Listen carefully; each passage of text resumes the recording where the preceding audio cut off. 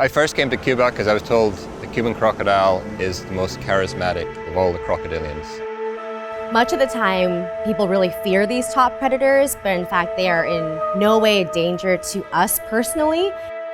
We saw the other day how the kids who were on the beach just were fascinated, curious, unafraid of the crocodiles. Many adults are afraid of crocodiles, so we have this negative perception of them. Ellos son víctimas, al igual que otros reptiles, que cuando la gente ve un cocodrilo lo que piensa es en matarlo o en comérselo. Is an incredible species that only occurs in the Zapata swamp. They're one of the most endangered crocodilian species. Critically endangered. Critically endangered. Critically endangered. According to the latest estimates, around 3,000 left in the wild. Sino porque es una gran especie y es importante protegerla. We are trying to recover the population, addressing the threats and bringing crocodiles into the wild.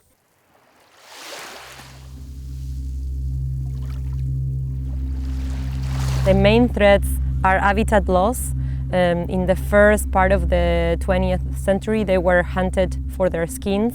It was in that moment legal to hunt them, and we only kept about 30% of the original population.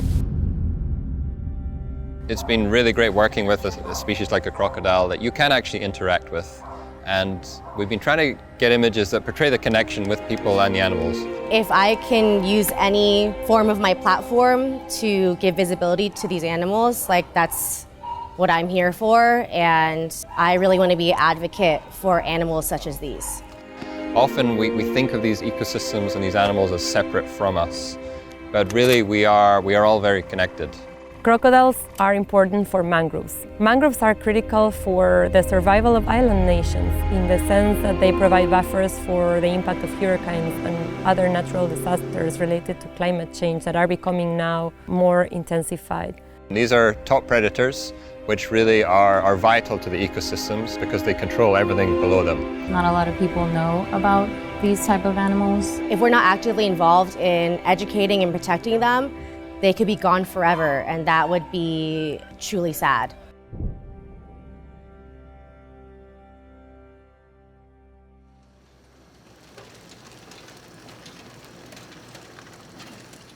Cuba is the biggest island in the Caribbean and has a long-lasting history here. It's so special because it shelters an enormous amount of biodiversity. We have more than 12,000 species here on this island alone. And it's very impressive how the country managed to preserve a lot of its natural resources. The Zapata swamp is the largest coastal wetland in the insular Caribbean.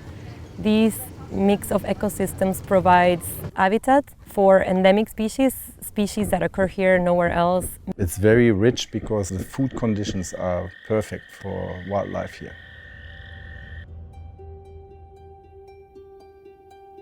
The Zapata Crocodile Farm is the place where you have not only Cuban crocodiles to reintroduce into the wild, but you have that place as an ecotourism facility to promote knowledge about the conservation of these animals. Gustavo and Natalia really informed me and really helped me to learn more about these crocs, and I saw their softer side of them. I feel like people think that they're just, scary animals, which they can be, but after you learn a lot from them and you touch them and you get acquainted with them, they're just really cute animals. So these are this year's, so the ones that we came here to see hatch in August, so they're very young. La reintroducción en Cuba es algo muy novedoso, realmente. Nosotros en Zapata no teníamos experiencia. Cuando empezamos a estudiar sobre el tema, a ver lo que hacen otras personas en otras partes del mundo, nos dimos cuenta que es algo muy novedoso. Y entonces un poco que estudiamos los lugares más idóneos para hacerlo y ahí empezar a investigar y nosotros mismos crear nuestro propio método y que fuera efectivo en la naturaleza. Conservation is a slow, messy, incremental process, but when you have an actual tangible success, like releasing animals back into the wild, it's incredible to be able to capture that. And I think it's a very tangible outcome for people to get. So this is the third release. The third release. How many were you able to release before? Altogether, like 110 crocs. Okay. It's nerve-wracking, but I did it. It was really cool. En la primera liberación soltamos animales de diferentes tamaños y ya nos hemos dado cuenta que lo ideal son animales de 90 centímetros, 1 metro, y ir soltando pequeños grupos. To just be able to take part in releasing these crocodiles into the wild was such a surreal experience. There were some really fun moments, some crazy moments, especially the one that just got away. This crocodile just jumped out of the box and Gustavo was just chasing after him, but he got away and everyone was so actually happy that he really freed himself. So when we are introducing Cuban crocodiles, we make sure they are genetically pure Cuban crocodiles because they hybridize with the American crocodile. So we have selected those in the Zapata farm or breeding facility that are pure Cuban crocodiles.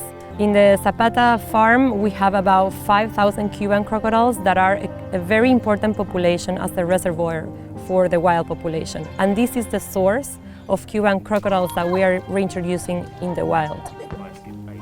I felt like a lot of adrenaline, and because I was scared, of course. I mean, they're animals, wild animals, and you don't know what will be their behavior, but at the end it was exciting, satisfying.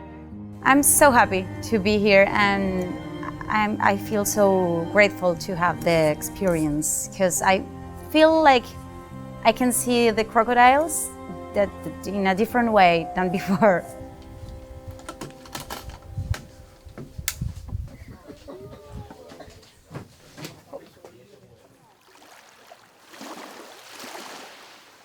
Not only meeting the crocodiles, but meeting the people working on them, like Gustavito, like Natalia, and the passion and the drive that they have, and the devotion that they have to these animals is really inspiring, and it makes me want to keep coming back and to help them in any way we can. You know, I think they're working here with very limited resources, and they're doing a lot with a little.